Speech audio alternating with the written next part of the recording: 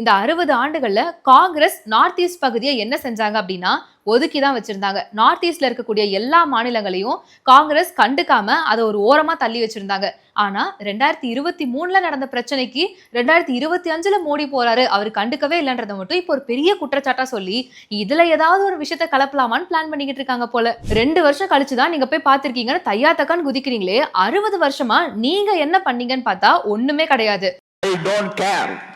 பொதுவா அங்க கலவரங்கள் நடக்குது அப்படிங்கிறப்போ அந்த கலவரத்துல பிரதமர் அவர்கள் போய் உரையாற்றினா மட்டும் கலவரமெல்லாம் தீந்துருமா? அதுக்கான வேற மாத்து வழி என்ன அப்படிங்கறத யோசிக்கணும். ஆனா காங்கிரஸ் தரப்புல சொல்றது என்ன? 2023ல கலவரம் நடந்துச்சு, ஆனா மோடி அவர்கள் இப்போதான் போய் பார்த்திருக்காரு. 2 வருஷமா அவர் என்ன பண்ணிக்கிட்டு இருந்தாரு, 2 வருஷமா ஏன் போலன்னு தையா தக்கான்னு குதிக்கிறாங்களே, 60 வருஷமா நீங்க என்னதான் பண்ணிக்கிட்டு இருந்தீங்கன்னு இப்போ ஒரு பெரிய கேள்வி வருது இல்லையா? பொதுவாவே ஒரு மாநிலத்துல கலவரம் நடக்குது அப்படின்னா பிரதமர் போய் அங்க உரையாற்றினா மட்டும் இந்த கலவரம் எல்லாம் தீந்துருமா என்ன? அதுக்கு பதிலா அங்க வேற மாத்து வழி என்ன அப்படின்றத யோசிக்கிறது தான் ஒரு கரெக்டான ப்ராசஸா இருக்கும். உதாரணத்துக்கு சொல்லணும் அப்படின்னா நிறைய ஐஐடிஸ் கொண்டு வரதுனால கல்வி தரம் உயரும், நிறைய தொழிற்சாலைகள் கொண்டு வரதுனால வேலை வாய்ப்பு அதிகமாகும், நிறைய டிரான்ஸ்போர்ட்ஸ் கொண்டு வரதுனால மக்கள் இந்த கலவரத்தெல்லாம் விட்டுட்டு அவங்களோட வேலையை பார்க்க போவாங்க அப்படிங்கறதுதான் சரியான மாத்து வழியா இருக்கும்.